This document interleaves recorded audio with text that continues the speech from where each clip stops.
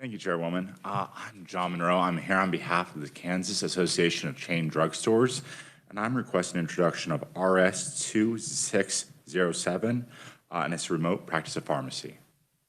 Right. And is that the only one you have today? That's the one I have today. All right. Committee and objections to this being a committee bill?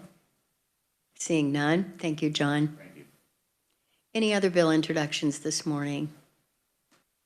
Seeing none, we are going to move now to a briefing from our child advocate, Carrie Leonard. Welcome, Carrie.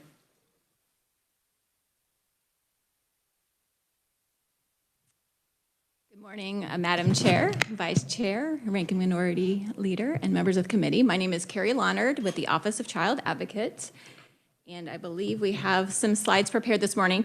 I'm going to start first with an apology to you all. As I was glancing at them this morning, I realized I neglected to put the page numbers on those slides, which I do try to do. My apologies there. So, I just share a real quick brief history. I think most of you were present on the committee last year and heard this, but we just celebrated essentially a year and a half of being an independent agency as Senate Bill 115 was passed. And this last year and a half has been a learning experience for us, learning how to be an independent agency outside of the supports and umbrella of being under originally the Department of Administration. And so there's been, like I said, a sharp learning curve on a couple things, but I think we've had a fairly successful year. We appreciate the support of the legislature last year in granting our request to be able to add 2 additional FTEs through a budget request. We do have we have 6 of our 7 positions currently filled and are hoping to move forward with filling a vacant position in our office at this time. I have to remember where to point the clicker. The mission of the Child Advocate Office is to act as a neutral, independent agency to ensure Kansas children and families receive adequate coordination of services for child safety and well-being. And we do this through essentially receiving complaints or concerns from the public regarding our child welfare system, as well as our youth that are receiving services through the Department of Corrections as well. Part of our priorities is community engagement, and that's something that we tried to focus on this last year. I share a map just of a couple locations that we had vendor tables at some DCF sponsored resource fairs across the state, and we hope to continue to make those connections statewide. In addition, we do sit on a number of different work groups and committees focused on different areas of child welfare and system improvement.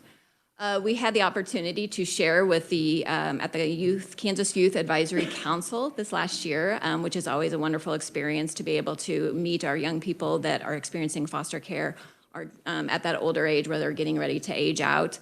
And that presentation was really focused on elevating their voice and helping them understand their Youth Bill of Rights and how they can exercise that voice and advocate for themselves.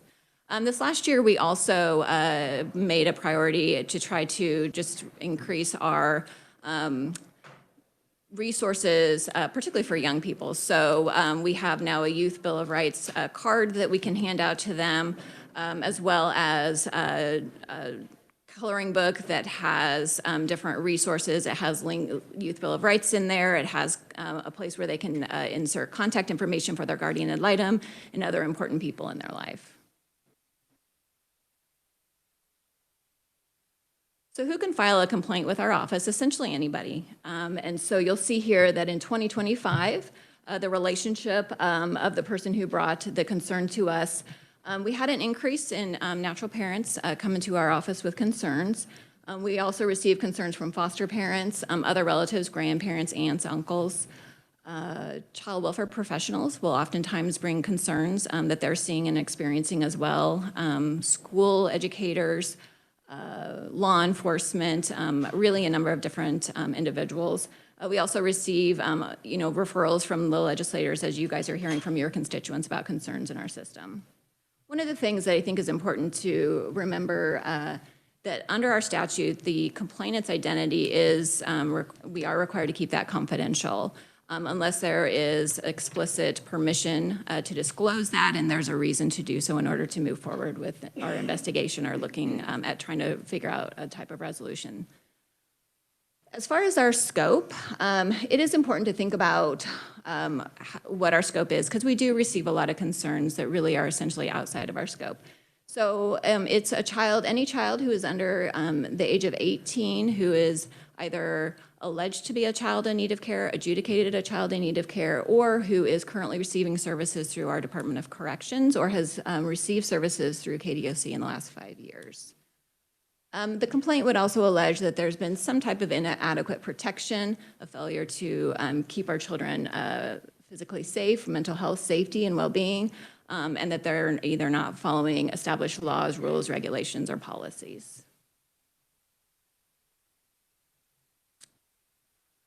What OCA does not do, I always include this because, like I said, we get a lot of concerns from folks. One of the most common concerns that we receive that comes into our office are domestic custody matters, where there may be an allegation that the other parent, that a child is experiencing abuse in that home.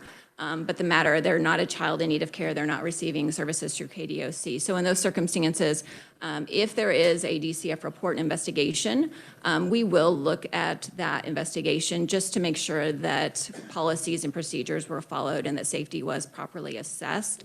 But we're not able to formally investigate or intervene in a domestic custody case. And so in those situations, we do try to provide whatever resources that we can.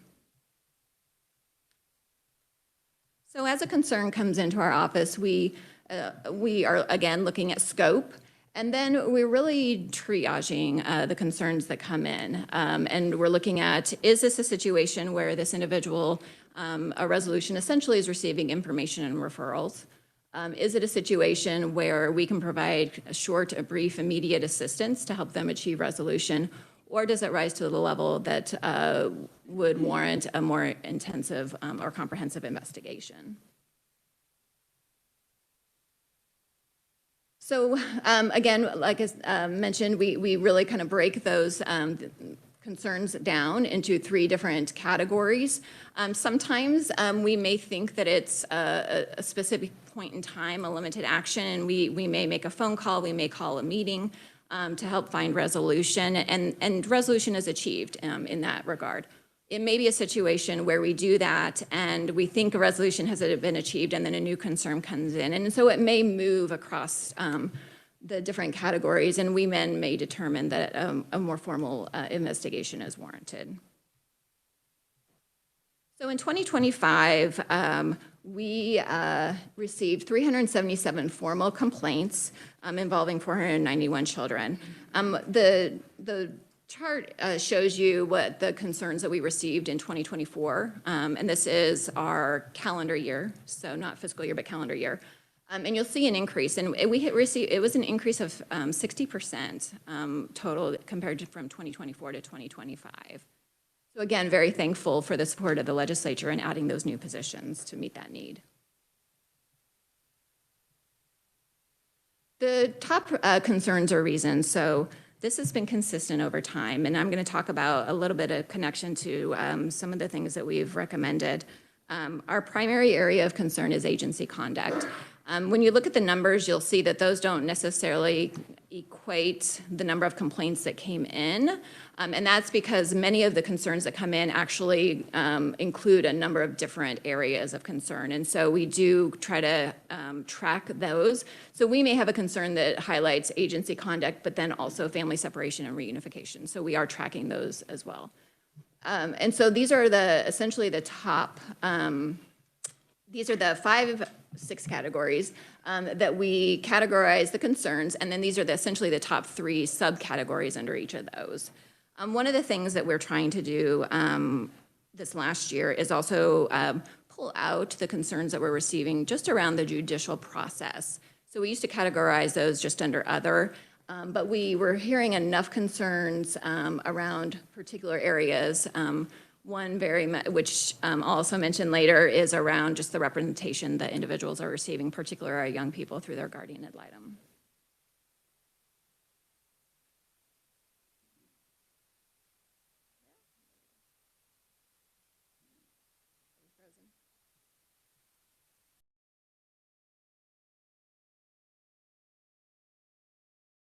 So in the annual report, we did try to break down some examples for those of you who are wanting to have a better idea of some of the things that we're hearing, and then ways that we have tried to assist in achieving resolution.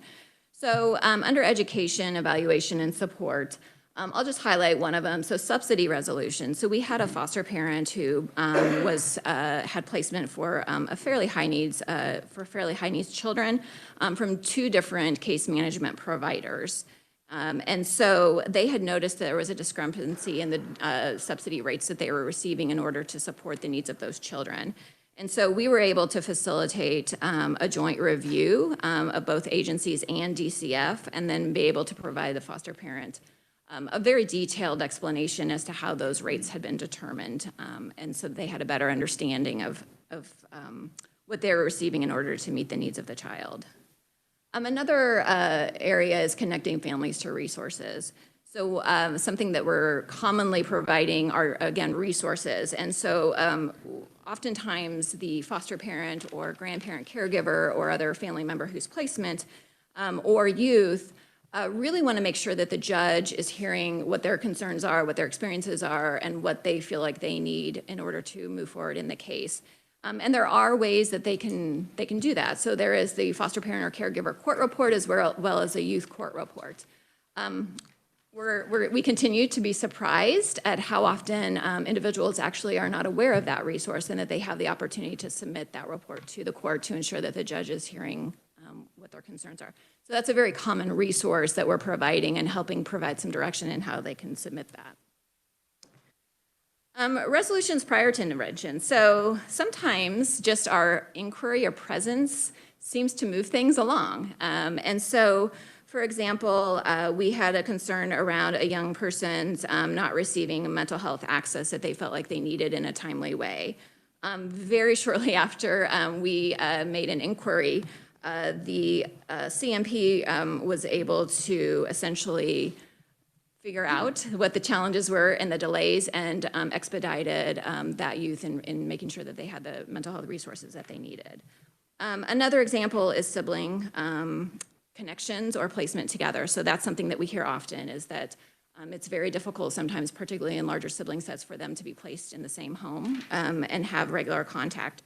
So shortly after OCA received the concern, we made an inquiry. Then the CMP actually finalized and moved very quickly on a transition plan to move the children, the siblings, together in a safe way.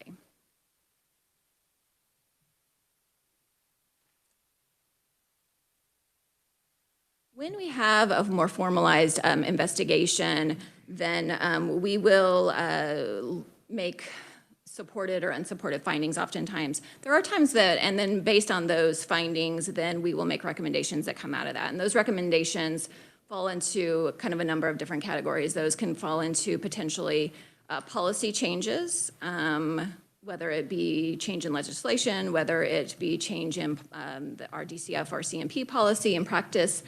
It can be in very case-specific recommendations. So at the end of our annual report, you will see we have provided in the appendix area a comprehensive list of those recommendations that we made in 2025, as well as some examples of the agency responses that we received based on those recommendations and specific actions that they intend to take.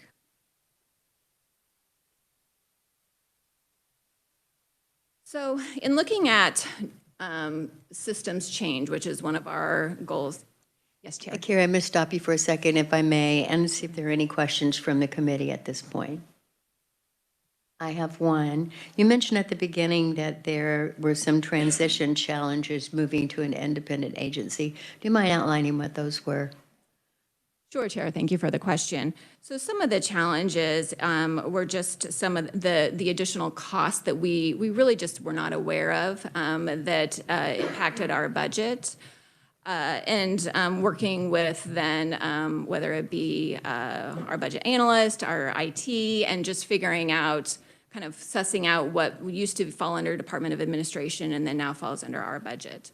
I will say we have made a request specifically for some additional support for our team as far as space. I know that you guys are going to hear from the long-term care after my presentation this morning, and I will say that they have been very gracious. We share space with them, and we have 486 square feet or so, and the long-term care has been very gracious in allowing us to essentially borrow some space from them with our team as we figure out where we may land in the future. So that's really the primary challenges. So moving as an independent agency, that really meant you had to move. Chair, so no, we would not have necessarily had to move. We just have very small space. So it's a small space that is shared between the long-term care ombudsman office, the cane care ombudsman office, and then my office. And that's where you were prior to becoming an independent agency? That's what I'm just trying to understand. That is correct, yes. So you're still where you were prior to that? Okay, but you're sharing a little bit more space. The long-term ombudsman has moved over. Longbudsman, yeah, that doesn't make sense. We know. Yes, long-term ombudsman. And so thank you for that. I just kind of wanted to understand sort of what the challenges were. And my final question on this segment is, have you found, though, that you have a little bit more autonomy being an independent agency? Do you feel more comfortable in that role? Because that was our idea in giving you that independence. Thank you, Chair. I do believe that autonomy is extremely important in this when establishing this office and really ensuring the impact that it can have long term. And so we do feel, I think, more at ease in knowing that we do have that ability to make maybe some challenging inquiries. Potentially the recommendations that we make may not necessarily fall in line with particular agendas, but our goal is really to be focusing on the safety and the care of our children. And so we do believe that autonomy was essential. And I think, again, long term, I hope that's the same 10 years from now, 15 years from now, 20 years from now, that ensuring that it was independent really is going to drive the impact of this office. Very good. Senator Petty. Thank you, Madam Chair. And I know you mentioned that there's been a 60% increase in complaints in 2025. And you were going through your one sheet showed the resolution of some of those, which looks like 50% of those number of cases you were able to deal with. I guess there are also then some of them didn't fix within your jurisdiction, so you were able to pass them on.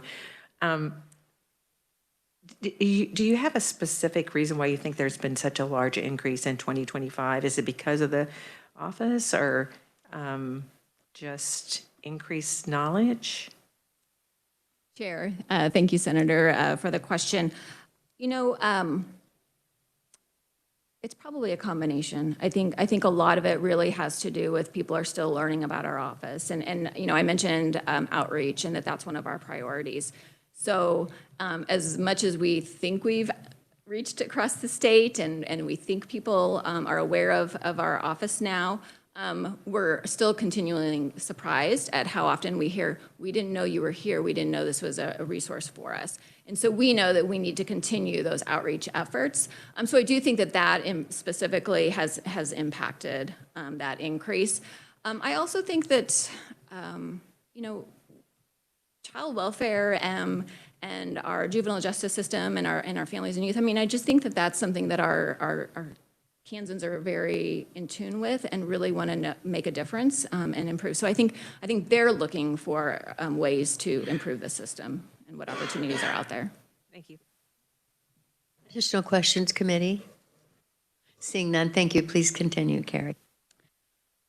So in looking at some of those system changes, one of the things that we highlighted in the annual report is that we oftentimes make these recommendations, particularly to our DCFR CMPs, and we have responses saying, we'll take a look at this policy, or we're going to evaluate that, or we're going to take specific actions. And something that we think is important just to highlight is that You'll see on this compass that there are a number of, these are DCF policies, and these are all related to, over the last year or two, recommendations that have come out of our office are directly related to some of the changes now that we're seeing in policy. So something that I think actually came out in testimony last year to this committee was the request and recommendation that our office had made around just increased supervision in our group homes and congregate care settings. And so you'll see that 8400 is a DCF policy that changed some language in their policy, and I think is an attempt to try to improve some of that oversight. So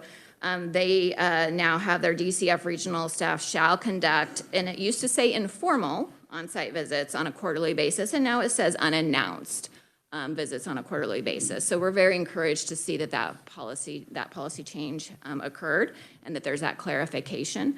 Additionally, the language used to say shall also conduct a formal annual on-site review, and now it says a scheduled on-site. So I just think, again, that clarification in their policy. And so there's a number of different policies that are directly related that we're seeing some change, and so that was encouraging to our team. In looking at just some other impact. So I shared an example from our annual report around just some system improvements in sustainable safety planning. And then the other one is staff coaching and training. So I want to just touch on that one real quick. We had received multiple concerns regarding a specific CMP team. And so because we were able to track these concerns in our system, and we were seeing this same in office and team come up, we had reached out to the CMP leadership and requested that they take a comprehensive review of what was happening with this team, and so they did, and it resulted really in mandatory coaching and just overall file audits for that entire office. And so we felt that was an important move in essentially addressing the concerns that have been coming to us regarding that office and that team. Another highlight that you'll see is just we had received a concern regarding a caregiver whose primary language was ASL, and there was not a resource that was being provided to ensure that they were able to communicate in the way that they needed to. And so our office reached out again to CMP leadership, and they immediately responded, ensured that there was appropriate access for that caregiver and all the communications that they had with their team, and case management provider and other services.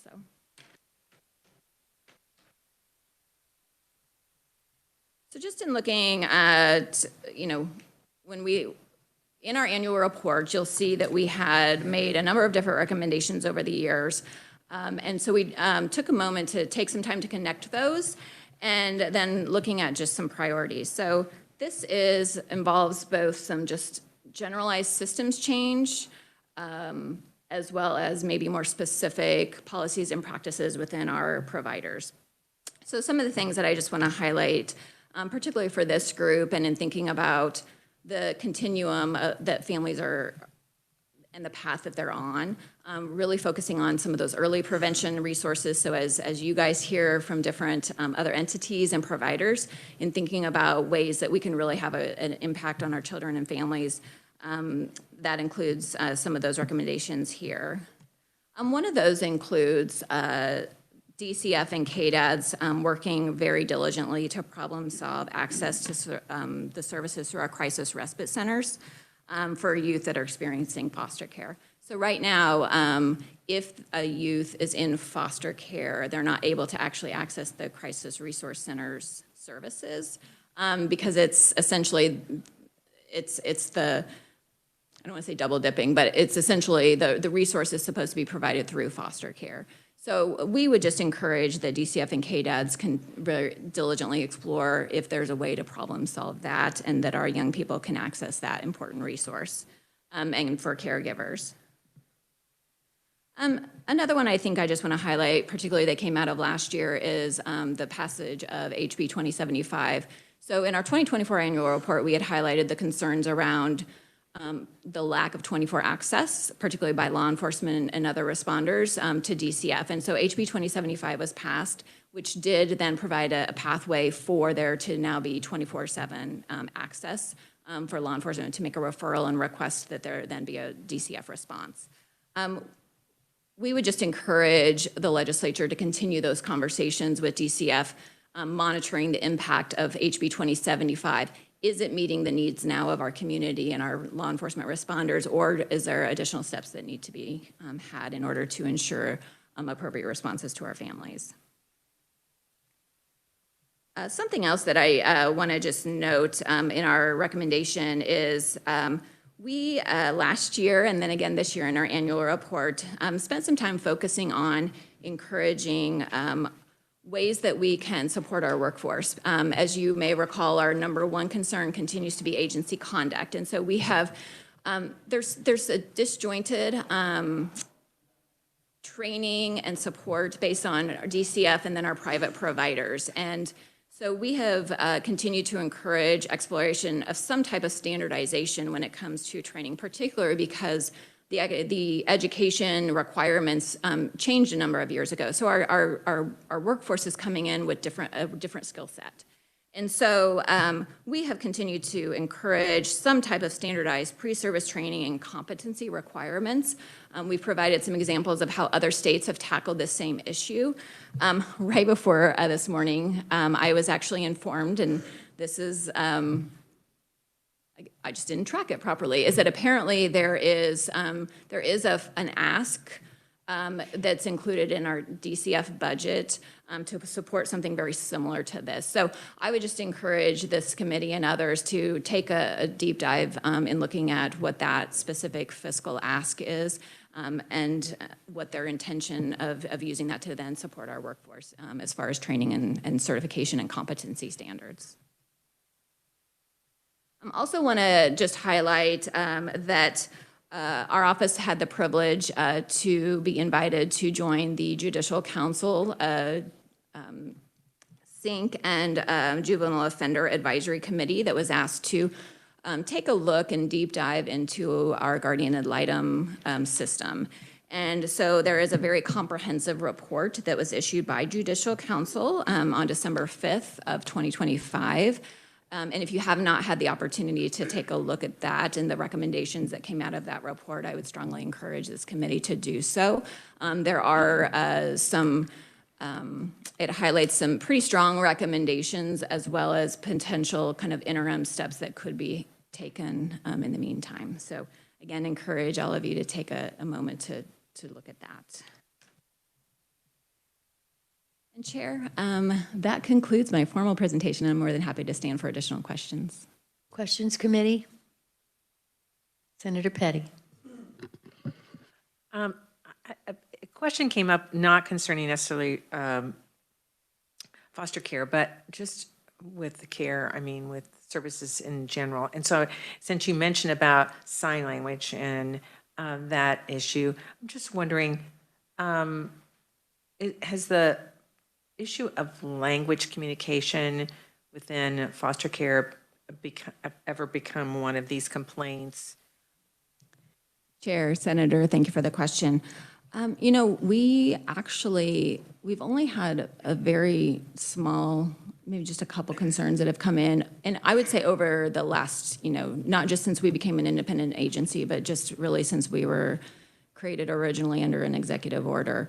And so we've only had a couple, and we have some ideas around maybe why there may be a barrier in those concerns coming in, and that's something that we're hoping to explore this year is when we look at our outreach, are there additional outreach efforts that we need to be had? It could also mean that those needs are being met. I mean, we don't want to make assumptions. So yeah, we surprisingly have not received as many concerns as I would have potentially anticipated around language barriers. Senator Holscher. Thank you, Madam Chair. Thank you so much for being here. I want to go back to that third point, talking about respite care. What did you say in terms of the access, the issue there? Yeah, Chair, Senator, thank you for the question. So the crisis respite centers that have been created, and they're fairly new, and there's only a few of them, currently are if a child is in DCF custody and in foster care, the caregiver's not able to access those services. That essentially those support services should be being provided through our foster care system. And so, you know, it's just a matter of how the supports are being, I think, accessed and financially funded.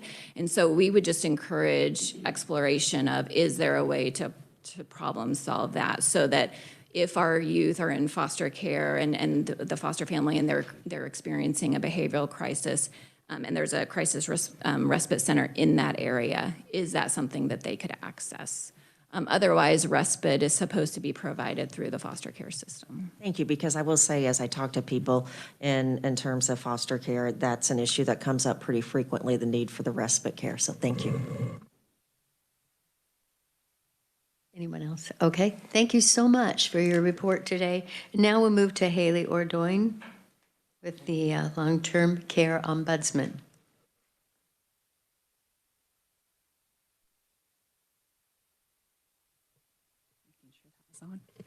All right, good morning, Madam Chair, Vice Chair, Ranking Members, Members Committee. Yes, my name is Haley Ordoin. I am the State Long-Term Care Ombudsman, Long Ombudsman. I'll take the tall joke. I'm 6'1", I'm used to it. Thank you for allowing me to come and present to you on behalf of the State Long-Term Care Ombudsman Program. And let me get my clicker here. Make sure you should have the presentation.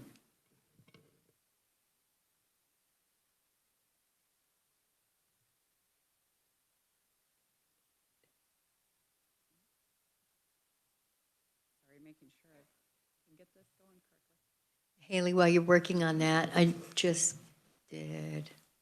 Oh, Carrie is still with us, was trying to look around the people. Carrie, would you mind coming to the mic and tell the committee where they can find your full report that you mentioned earlier? Carrie Leonard, Office of Child Advocate. Our annual report, one, has been sent out to all of the committees that hear from us. So hopefully you've received a copy of that directly yourselves.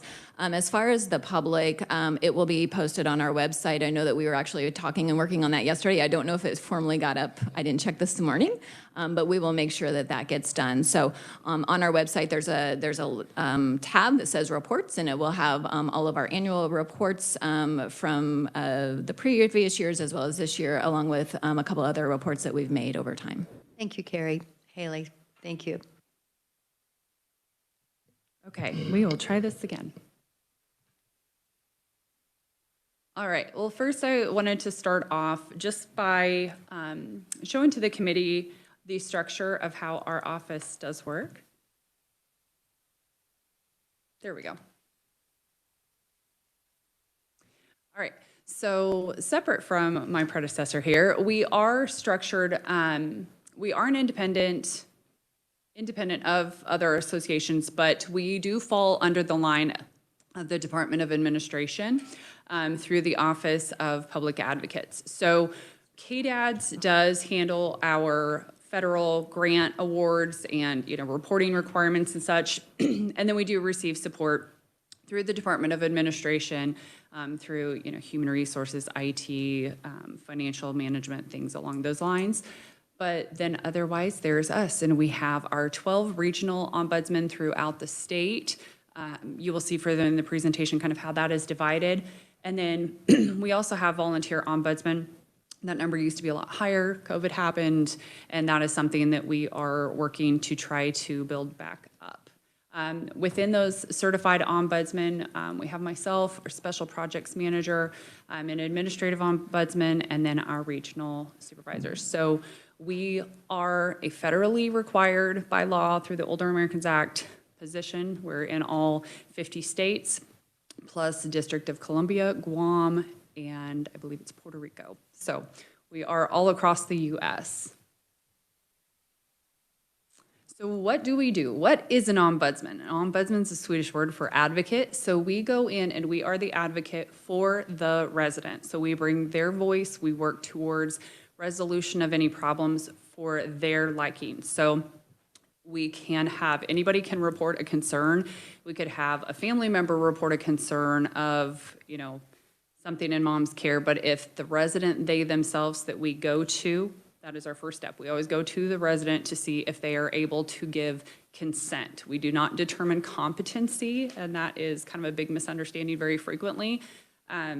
Consent means understanding the situation at that time, being able to understand what a yes means, what a no means, what, ramifications could be as a result of their decision, whereas competency is normally deemed by the courts through physicians, et cetera. So we determine consent to be able to proceed. If the resident does not give us consent, we stop right then and there.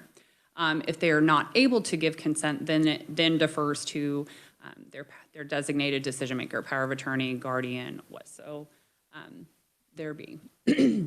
Different functions that we also serve is identifying, investigating complaints, any concerns on behalf of them. A lot of what we do, probably half of what we do the complaints, but we also provide information and assistance. So people contact us very frequently saying, this is our problem, I don't know who to turn to or where to go. So we are very well versed in resources and we make a lot of referrals out. We also work with long-term care providers to try to resolve any situations that they have in delivering person-centered care in their communities, any widespread concerns. We try to work together with them. Also, we work with other associations. We work with adult protective services. So if we have a alleged perpetrator, alleged abuser, that is an outside of the community member, meaning they do not reside or work in the adult care home, that goes through Adult Protective Services. If it is someone inside of the community, that goes through the Department for Aging and Disability Services. So that goes through KDADS. Sometimes we also work with the Attorney General's office, the Office of the Medicaid Inspector General. We work very closely with Steve and his crew there. For any misuse, abuse, neglect, exploitation that may be additionally pursued. So how we serve. This is our mapping of our regional breakdown. I always reference to please check our website for the most current one because our needs are constantly changing. For example, Region 3 up there, Johnson and Wyandotte County. Several of you are very familiar with that area. It's constantly expanding. And therefore, so is census and so is the needs of the population up there. Right now, I have one regional ombudsman serving about over 9,000 individuals. And I can tell you right now, that's top priority for me. That is not enough. We need more up there.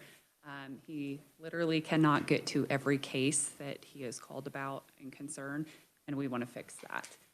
So this is constantly changing based upon needs, based upon new changes of ownership, new buildings that are coming to our state also.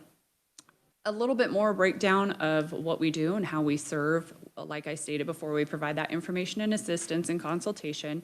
We do attend resident and family councils at the adult care homes if we are invited to them. We have to be invited to them. We don't just show up, but we are invited, and then we talk about how our organization helps, how we assist. We do a lot of community education and outreach to let people know we're there. Just like before, a lot of people say, I don't know what an ombudsman is, I don't know what you do, I don't know how you function. So we try to get out and do a lot of community education across the state. We also participate in survey activities that are conducted, the end activity where either deficiencies are cited or not cited, but it allows for communication, point of concern, or anything that we have seen and observed, because very often our team, we work for quarterly access visits is what they're called. So we go into homes on a quarterly basis, minimum of annually, and we make sure that we are just available for anything. So oftentimes we are eyes and ears in there too, to kind of hear from the residents, from the staff, any concerns that they have, and then bring those forward to, KDADS as the survey comes about too. Because oftentimes I think they're averaging maybe 19 months for some of their federal nursing home visits. So we're able to be in there more frequently and provide some great feedback. At the bottom there, those boxes, I just kind of wanted to include the numbers for you. So a little over 2,000 individuals and 631 facility staff that were consulted. We went to 63 resident and 21 family councils, 18 community educations. We definitely want to increase that here this next year. and participated in a little under 200 facility surveys. And I wanted to point this last number too. This isn't something that is often talked about or thought about, but we were involved in 7 home closures, and I put / terminations that we attended and assisted. So anytime a home voluntarily closes, they're required to call KDADS, they are required to call us, or if CMS, and that has been the instance in a few of these, CMS terminates the provider agreement with a home, often for repeated offenses, substandard care levels. They determine it's better to close than to continue allowing that operations. We will come in because we have, in some cases, hundreds of individuals that now need to move in a very short amount of time. They're normally given, they're supposed to be given 60 days, but I can tell you when that announcement comes, it's a free-for-all. It's everybody fighting for the closest location. It's everything scatters and it's chaotic. So we come in and we try to advocate, where do you want to go? We try and assist in that coordination process. We meet with the team, the social workers, the discharge planners, the care management organizations, the MCOs through the state, and just really to try and ensure that the resident, their voice of where they want to go, not just where can they go, is brought about and they are safely transitioned, because we monitor this very frequently of kind of the follow-up of what happens when someone is transferred, what happens when someone moves.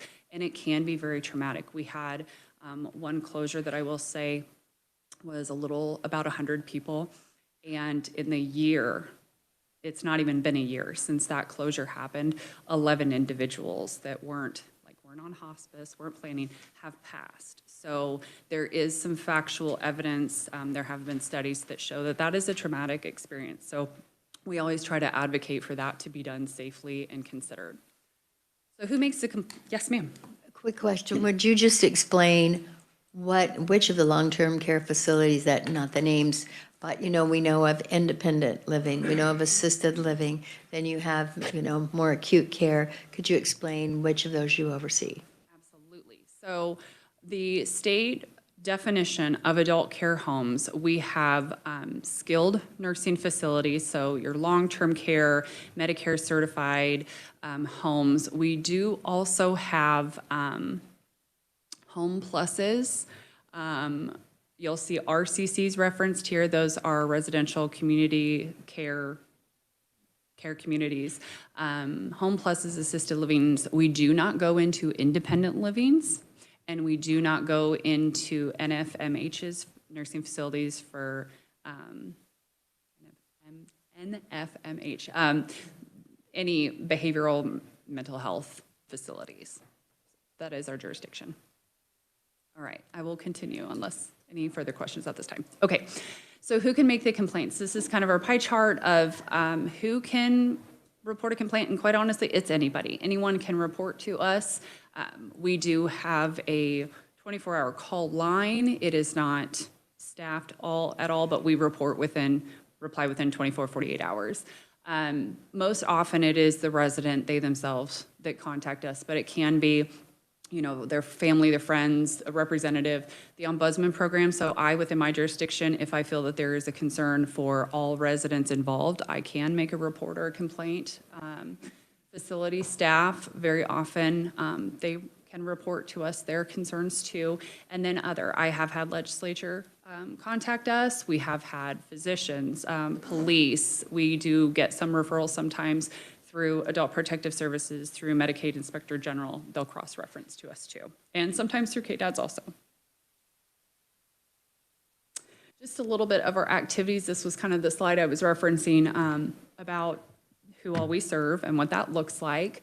And the thing I want to point out here is 292 nursing facilities, a little over 17, closer to 18,000 beds is kind of how they count. They count their bed capacity. That doesn't necessarily mean that there is a person occupying that bed. But then you have 538 residential care communities, and that includes the assisted livings, the home pluses, et cetera, and their number of licensed beds. In our state, and this is very historical, I have been coming here for quite a while. This is about my 11th legislative session.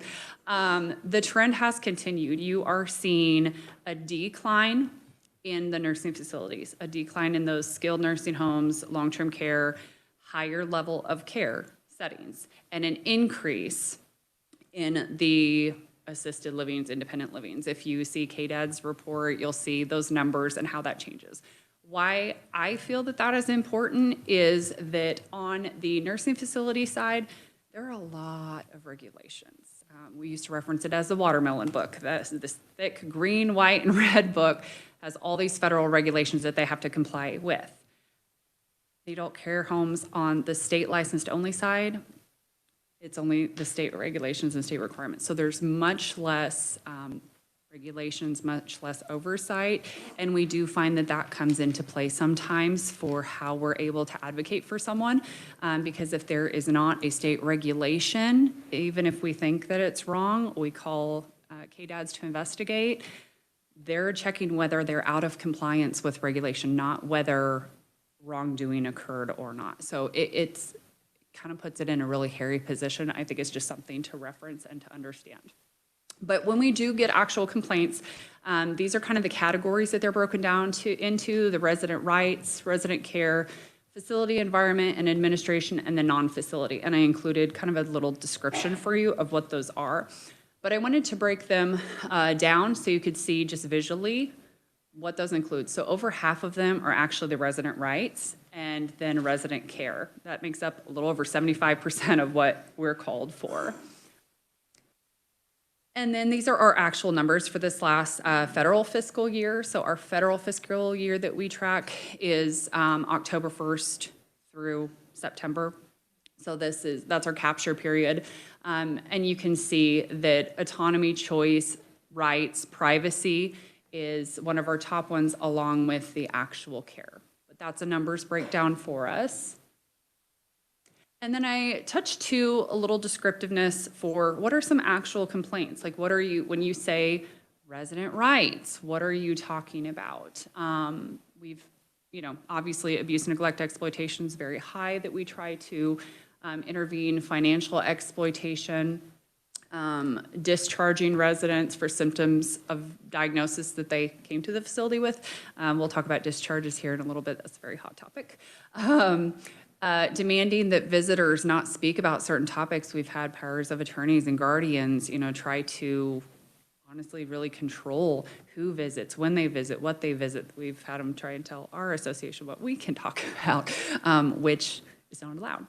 But common resident care complaints, lack of addressing pain, care planning, reducing antipsychotic medications, lack of care and activities due to insufficient staffing levels.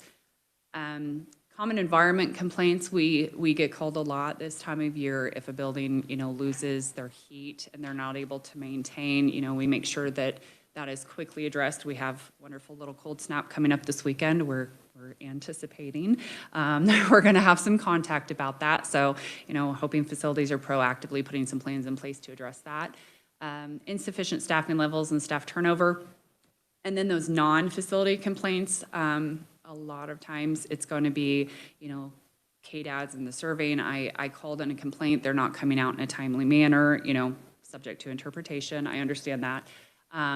Can Care and the MCOs not knowing who their care coordinator is. We're really trying to resolve that and kind of hold those managed care organizations accountable to the services that they're supposed to be providing, so that we have a good contact with them and we pull them in to develop care plans and services that are necessary.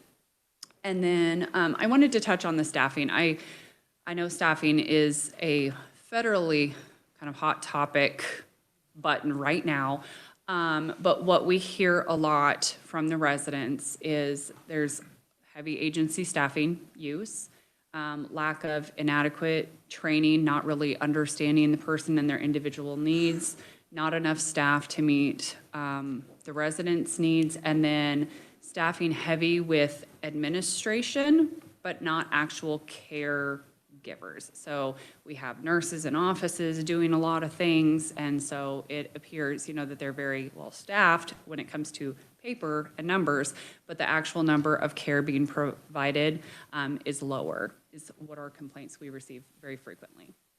I will say I am very proud of my team. Our complaint resolution, fully or partially resolved. We increased this from, I believe it was 56% last year, up to 63%. So I'm very proud of my team for that. Withdrawn or no action needed, what that means is we'll get a complaint and concern, and then we go to the resident, and they're like, no, it's actually not a problem, or we investigate and find, that action doesn't need to be taken, further action doesn't need to be taken there.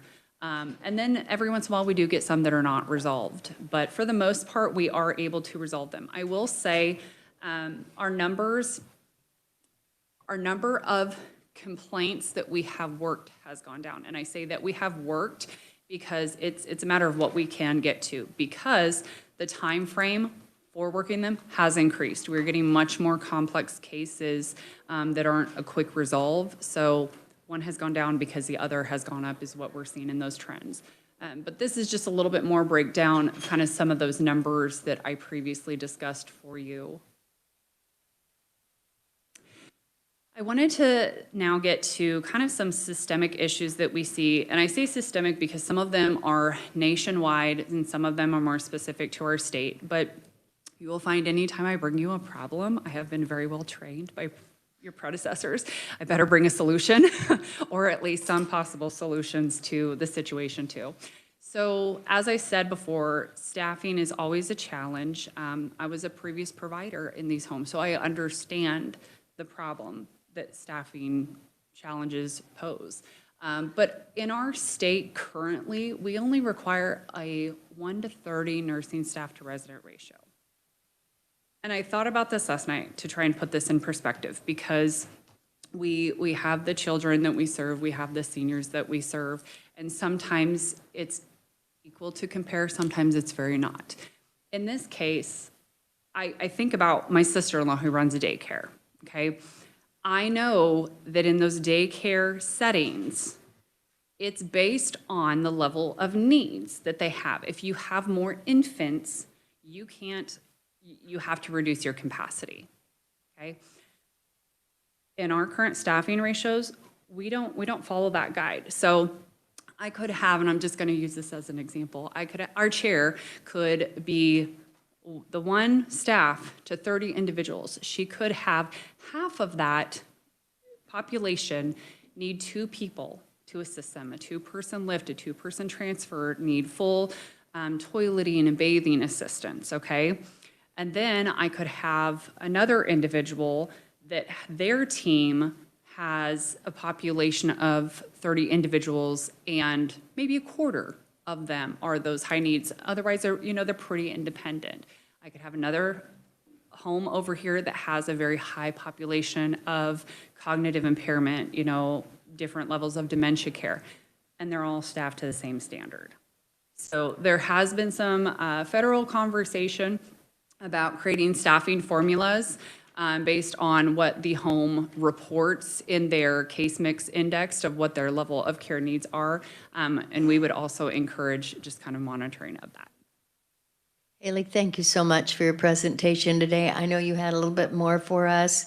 I wish we had more time, but committee, you know how to get a hold of Haley, and she's always accessible, and thank you for everything you do. And committee, we are adjourned.